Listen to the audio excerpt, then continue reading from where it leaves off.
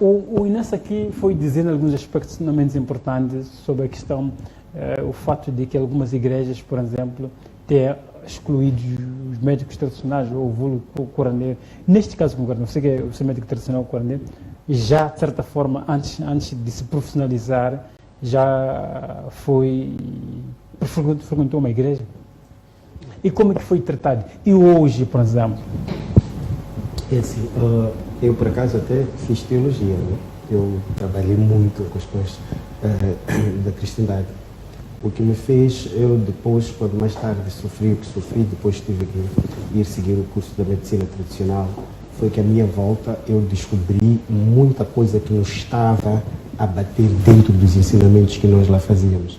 Na verdade, o médico tradicional, ou melhor, você como civil, para você ser aceito, não é por Deus, primeiro tem que deixar de ser aquilo que você é para poder ser filho de Deus. Por exemplo, se eu vou usar as minhas roupas tradicionais africanas e vou entrar numa igreja, todo mundo que estiver na igreja há de levantar, há de virar, e se alguém tiver a coragem, vai me tirar dali, me encostar, me oferecer um terno, porque é assim como Deus vai me aceitar.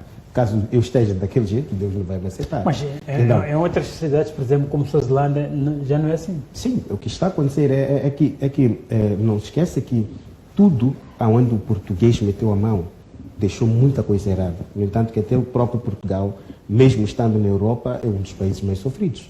Se você sai, por exemplo, daqui, vai para Portugal, vai sentir que chegou numa terra de mais dominância de pele branca do que negra, mas o convívio é igual.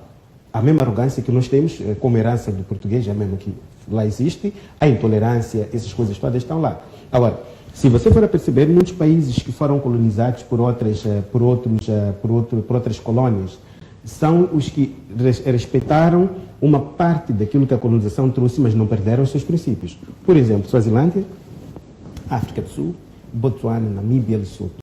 Aqui têm programas tradicionais ainda onde ensinam como é que a pessoa deve andar na sua tradição. E aqui tem dias em que uma pessoa que tenha uma grande empresa desce daquele carro de luxo, vestido mesmo a modo tradicional. Aqui, se alguém tiver de roupas tradicionais moçambicanas, vão pensar em que tu és curandeiro.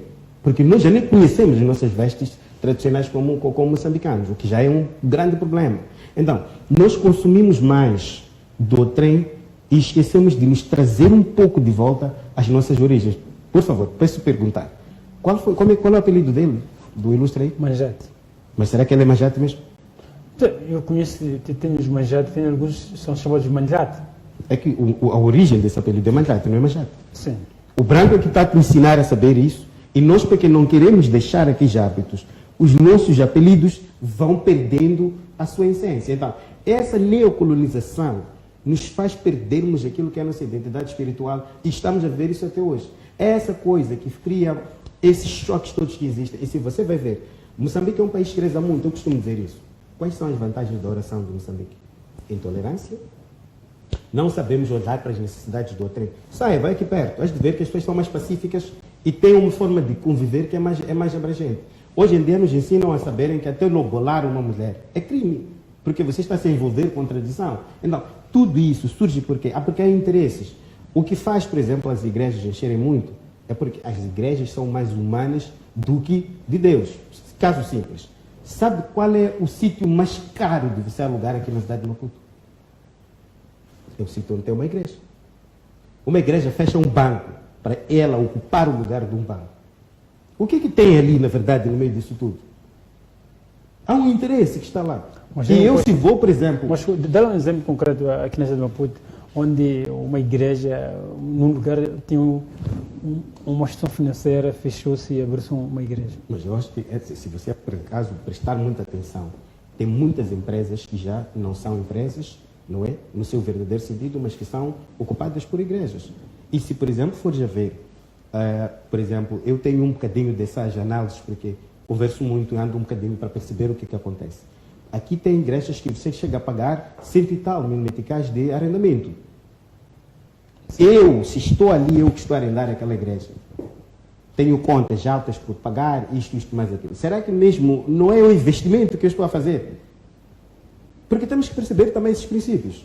Não é possível eu ir fazer um pagamento tão alto assim e não esperar nada. Então é daí que você vai ver aqui no seu programa, eu posso aparecer hoje como um catequista, amanhã vou aparecer como um pastor, depois da manhã vou aparecer como um apóstolo, depois da manhã vou aparecer como um profeta. Esses estágios todos aqui, como é que surgem da noite para o dia? Mas porque aqui o homem está a ser o seu próprio Deus. Ele tem um domínio daquilo que lhe interessa. Há igrejas que nem profetizavam nos tempos, mas que hoje em dia profetizam, porque o profetizar, o negro, ou o ser humano, tem carência de entender problemas espirituais. E qual é a forma mais prática de poder aprisionar essas pessoas? É através de estar um profeta. E vai ver que nessas igrejas, uma igreja com 100 e tal pessoas, você só vai apanhar uma única pessoa que profetiza ou duas. E se forem duas, essas duas vão tentar se matar. Vai ficar uma, talvez, as tantas. Mas o poder espiritual é de todos. Por que que eu também não posso profetizar naquela igreja? Essa teologia, quando eu digo que há Deus da teologia, é por questões práticas. Hoje em dia, na teologia, há ensinamentos de como profetizar. Agora, a profecia é um dom, não é uma coisa que se ensine a alguém. Não tem como eu vou procurar perceber da espiritualidade através do ensinamento de um livro, porque a espiritualidade tem profundidades mais fortes e sensíveis que nenhum livro vai me ensinar. Se tu fores a ver, eu como espiritualista consigo ver os problemas da pessoa, aquilo que é um raio-x. Eu tenho na espiritualidade. Eu aprendo ervas dia após dia. Se eu escuro uma pessoa com uma sessão essa manhã, vou aprender outra coisa na espiritualidade. Na teologia, no livro que vai me ensinar a profetizar, é de ter esses conhecimentos. Então, há um problema de nós procurarmos ocupar posições que não nos interessam ou que não sejam nossos, mas isso acontece por quê? Por um interesse. Então, vamos rezar muito, mas vamos lutar muito, vamos dividindo mais o mundo, voltando ao exemplo que estávamos a falar, uma família com crenças diferentes, cada qual vive sua vida, não respeita ninguém, mas somos todos do mesmo apelido. Então, isso é um divisionismo, em nome de Deus. Nós precisamos desse mesmo Deus. Então, se nós quebramos, por exemplo, como seu filho, quebra o respeito por si, porque você está numa igreja ou com práticas que eu não respeito. A própria Bíblia não diz que o seu primeiro Deus é o teu Criador. A pessoa, o teu pai é o teu Deus da terra. Não estou a quebrar esse princípio dessa igreja onde eu vou lá rezar todos os dias, mas eu não consigo respeitar o meu pai que está aqui. Então, nós não podemos ir nesse lado. Eu volto a dizer, a fé, quando ela é usada no sentido cego, ele torna-se uma maldição, porque a fé não pode te induzir a muitas limitações. Nós temos que viver uma vida sã. E eu te digo, nenhum homem consegue entender da espiritualidade do que o próprio Criador. Apesar de que a gente discute espiritualidade hoje, mas já começou há muito tempo a se discutir. Mas ninguém consegue saber o que é o que. Então, não tem muito bom. Você procura saber qual é o verdadeiro nome de Deus. Esse dizia uma coisa, o outro dizia outra coisa. Mas no final do dia, todos nós sabemos que há um Deus. Então, há coisas que... Mas o debate que se coloca aqui é que essa dimensão de espiritualidade não é apenas em África. Quase todo mundo tem debates muito com essa questão da espiritualidade. Sim. Mas por que os africanos foram fáceis de ser manipulados? Aliás, não só apenas os africanos foram colonizados. Há outras sociedades que foram colonizadas, mas continuam intactas nas suas essências. Por que a África deixou-se levar por causa dessas pessoas da colonização? Não são todos os países africanos. É por essa razão que se eu Mas a maior parte dos países africanos, mesmo alguns países que foram colonizados pela Inglaterra, ou pela Alemanha, ou pela França, sempre vivem essa ideia da modernização, a ideia de que eu saindo daqui de Senegal, ir para a França é moeda dourada, é África não é nada. Mas é uma coisa clara. Afinal de contas, não estávamos aqui a definir que o surgimento de certas práticas nos fez perdermos a nossa identidade. Eu, para poder conseguir, como é que surgem os assimilados? Um assimilado vendia a pátria. Então, para ele ser assimilado, era aquele que era amigo do branco, o branco lhe ensinava a saber que se você me dá os segredos da tua comunidade, tu vais continuar negro em pele, mas vais ser branco em alma. Então, praticamente, você merece fazer parte nossa. Porque nós víamos o branco como algo celestial, algo sei lá quanto. Então, acabamos indo beber muito daquilo. Então, é nessa altura onde o oportunismo aconteceu em Ghana. E se você for a ver, isso aconteceu há tantos anos, mas até hoje os impactos se sentem. E veja que o mais agravante é que a cada dia que passa, parece que em vez desses impactos decrescerem, eles tendem a subirem mais de níveis. Então, alguma coisa não está boa aqui. E essa prática é uma prática que nós temos que começar a nos perguntarmos. Por que nós temos que procurarmos ser aquilo que nós não somos?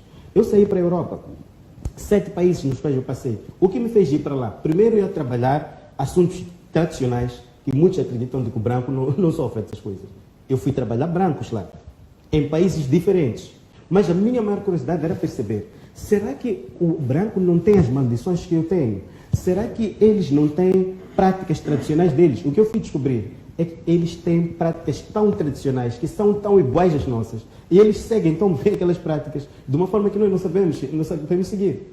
Eles conhecem mais até de nós do que nós conhecemos dele, porque nós somos as mesmas pessoas. Governo, as suas últimas considerações e também dar um abraço aos nossos caros estimados internados neste final de semana. Muito certo, meu caro. Olha, o tema, quando é interessante, o tempo parece que fica curto.